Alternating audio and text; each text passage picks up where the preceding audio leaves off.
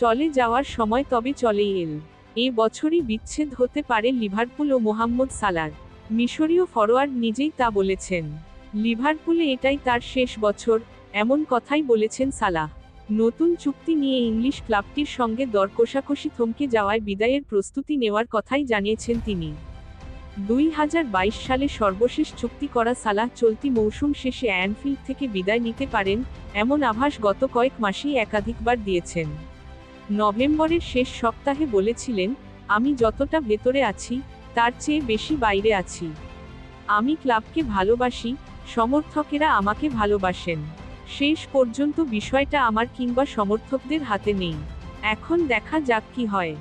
ESPN জানিয়েছে, কয়েক মাস ধরেই সালার সঙ্গে লিভারপুলের নতুন চুক্তি নিয়ে আলোচনা চলছে।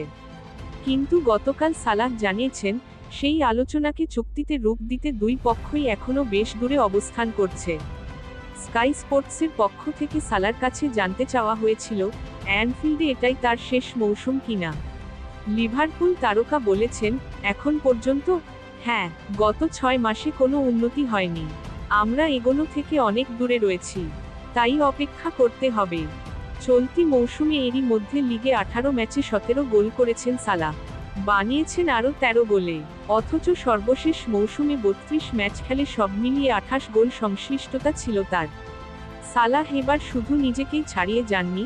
ফুটবলের তথ্য উপাত্ত নিয়ে কাজ করা প্রতিষ্ঠান অপ্টার হিসাব অনুসারে, প্রিমিয়ার লিগের আর কোনো মৌসুমেই সালার মতো কেউই এত কম ম্যাচে 30 গোলে অবদান রাখতে পারেননি।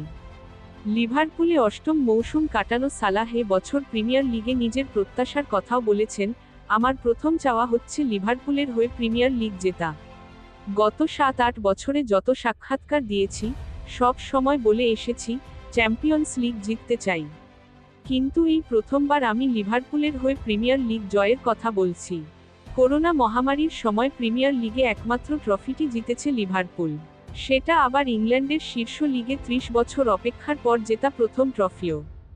এবার সালার ছন্দে চড়ে আর্নে স্লটের অধীনে থাকা দলটি দ্বিতীয় শিরোপার দিকে ছুটছে। 18 ম্যাচে 45 পয়েন্ট নিয়ে শীর্ষে লিভারপুল। 19 ম্যাচ খেলা আর্সেনাল তাদের চেয়ে 6 পয়েন্ট পিছিয়ে 2-এ। সালাহ এখন ছন্দ ধরে রেখে লিগ জিতে অ্যানফিল্ড ছাড়ার অপেক্ষায়। প্রিমিয়ার লিগে সালাহদের পরবর্তী ম্যাচ আগামীকাল ম্যানচেস্টার ইউনাইটেডের বিপক্ষে।